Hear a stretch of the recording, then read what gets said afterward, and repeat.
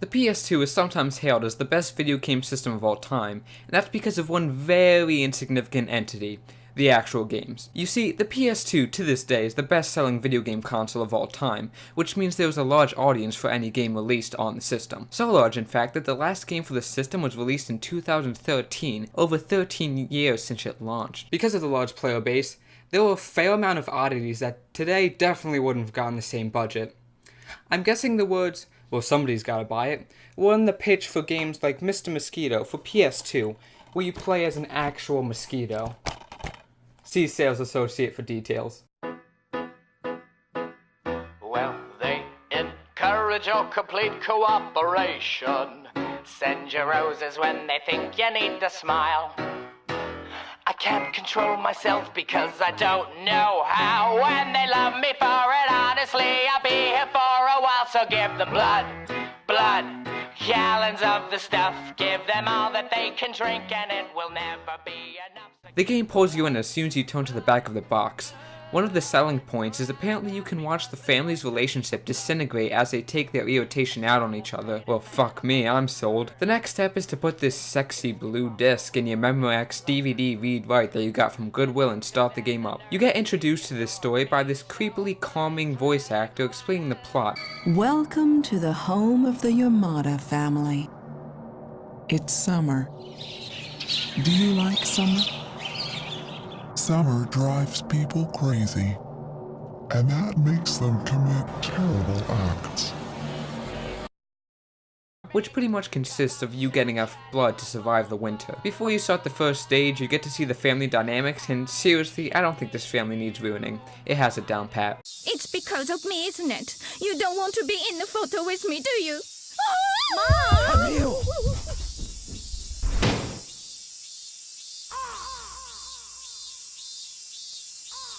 I want nothing to do with this. I'm going to my room.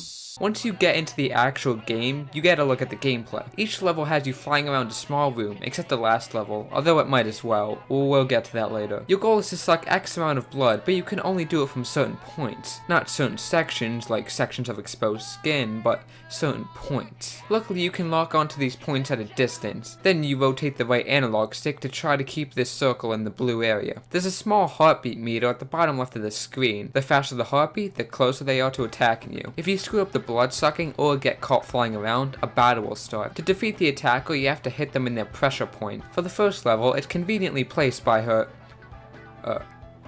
oh no. It's gonna be one of those games.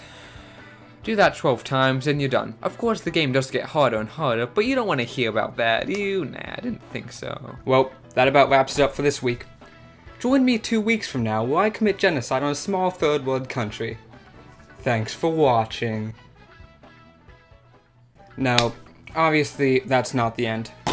Mr. Mosquito is much more than that. You suck the blood from every family member of the house multiple times. This makes them progressively more pissed off at you, which is displayed at the beginning of each level, complete with weird dialogue and awkward pauses.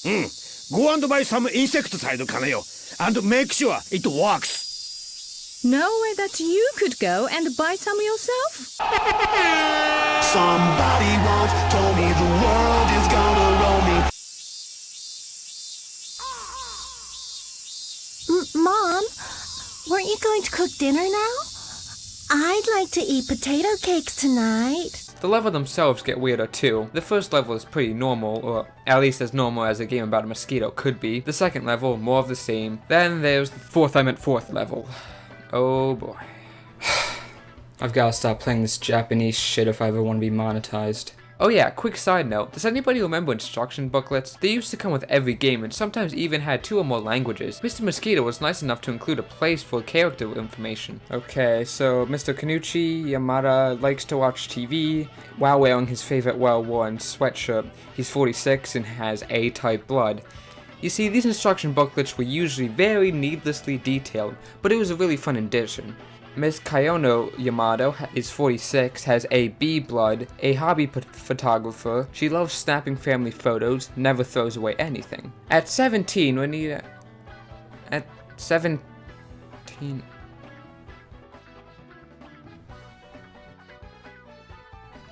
Oh, fuck. Secret production is not affiliated or associated with Mr. Mosquito, Eidos Interactive, or Zoom Inc. Anything portrayed by these companies is not on my ass. I also do not associate with any of the pre-high-speed internet teenagers that jerked off to this level. Thank you and have a nice underage porn-free day. Oh yeah, and this happens. Why? Because Akiya Sato said so. Are you really gonna question Akiya Sato? Well, are ya? After that, stage 6 comes along and hits you like a ton of bricks with a difficulty spike. This is what the first levels make you feel like. I wanna turn the whole thing upside down. Then this is what level fucking 6 makes you feel like. It's just one of those days where you don't wanna wake up. Everything is fucked, everybody sucks. I bet you think I'm overreacting, but imagine a level that encompasses every single flaw in the entire game, all of which you didn't know existed until now. Does that sound like a good time to you? If it does, then you play the goddamn game, I don't want it. There's glitches, easily angered CPUs, and not being able to turn fast enough. But the worst of all, the one that doesn't just take the biggest piece of bullshit cake, but also gets to take the rest of the cake home, is finding the sucking points. Now at the beginning of the level, it says there are 2 points. None of the points can be accessed when Rina's just standing there, so you look around for other options. You find these 3 things you can interact with, all of which call Rina's attention. The phone activates a pressure point on her hand, which makes sense. The point is exactly in your line of sight after you turn around from hitting the phone, and it's not like you get her finger while she's punching, unless you're into that. So you fight against the glitches, but it's easy enough. The next logical step is to try the other items in the room, right? Well, they expose nothing. You know where the second point is? The back of her neck. Okay, so you can get that while she's punching, right? Nope, you have to initiate the phone. After that, you have 11 seconds to get from the phone to the back of her neck. Easy, right? Nope again. You can't make any sharp turns and you basically control like a helicopter, so it's not easy. You do eventually finish though, and you go into the next one, which consists of you getting your suck on from this guy's lip of all places, and his fingers, which makes sense. Now it's hard to get a good hit on the lip, but when you do, it's pretty much...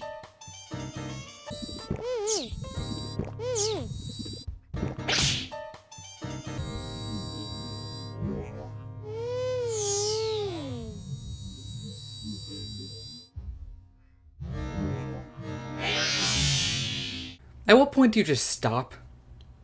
Not stop playing video games. Not stop playing PS2 games. Not even stop making videos.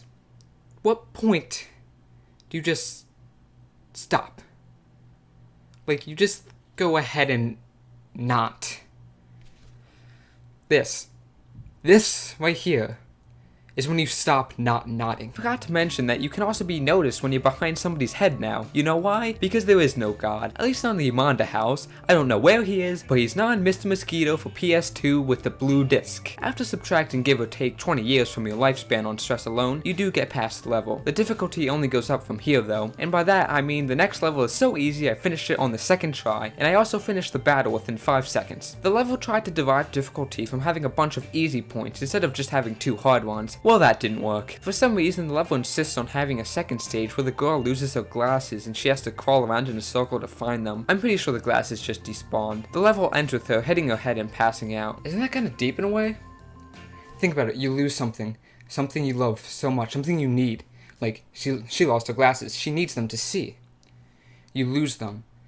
And then you just go searching for them, completely blind, around in a circle. Same circle. You come up with nothing. Because you're going nowhere. You're just doing the same exact things over and over again. And when you so much as dare go off that blazed trail, that safe little circle that you know leads to nothing, all you do is get hurt. It doesn't matter, you just get hurt. You should have just been on the blazed trail. Sure, it leads to nothing, but at least you didn't get hurt. And it doesn't even matter. It doesn't even matter. Because they don't exist. They despawn. You lost it. It's gone. It doesn't exist. It doesn't even exist anymore. It's gone. Oh, wait. That's pretty stupid, actually. After that thing, you get 2 more levels that are like final showdowns between the mother and the daughter respectively, being way too easy. Then there's the battle with the dad, and oh Jesus. Remember when I talked about that quote-unquote one that doesn't just get the biggest piece of bullshit cake, but gets to take the rest of the cake home? Well, this boss fight is like a dude who snuck into the people who ate the cake's houses and stole the shit that was shat from eating the bullshit cake and fed it to a bowl to make his own mega bullshit cake, for lack of a better descriptor. To be honest, I still don't know the actual way you're supposed supposed to avoid these attacks. I just got lucky once. After that, it's time for the final level, which consists of going from room to room, sucking the blood out of passed out family members with an extremely lenient time frame. The last scene shows you watching as the whole family gets gassed. I couldn't think of a better way to end the game. Sadly, the game doesn't give you that satisfaction, and you have to watch them through the credits. After the credits, you get a report card. This game gave me an E, so I gave this game a middle finger. I know I bashed this game a lot, but that's only because it failed to learn from the numerous other Mosquito simulators before it, of which none actually exist. At the end of the day, I think you kind of have to give this game a pass for all its shortcomings. I don't think the game wanted to be great, it just wanted to be different, and I've seen that end up worse. There was obviously some effort put into this. There was even 2 cheat codes that grant you secret multiplayer modes, which is pretty cool. Also, for Japanese localization, the voice acting is pretty damn good for the narrator and younger members of the cast. The adults seem a little too exaggerated, but again, that gets a pass. It's a shame that the difficulty in the second half of the game fluctuates so much, and that there's only 12 levels. Back in the day, I could definitely see this game as a hard pill to swallow for some, since it retailed for $50. Ouch. Of course, I don't know what that felt like because I bought it for $4 pre-owned, bitch. There was even a Japan-only sequel to the game. I wish it came over to the States because I would like to see what was fixed. Overall, it's a good concept, but Mr. Mosquito has the misfortune of being the first to use the concept, so it falls into some of the expected pitfalls.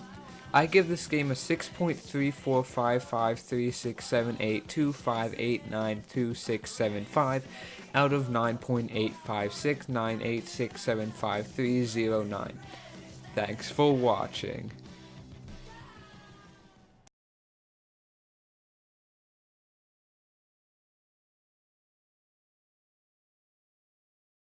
Fuck you, Open Cam. Nobody loved it. I'm just kidding. I'm just kidding, Open Cam. I love you. You're the no. You fucking Open Cam. Nobody loves you, Open Cam. No, I'm just kidding. I'm just no. Your parents don't love you, Open Cam. Nobody loves you. I'm just clowning here, Open Cam. Yeah, I love you. No. Nobody loves you, Open Cam. Open Cam is a weird app.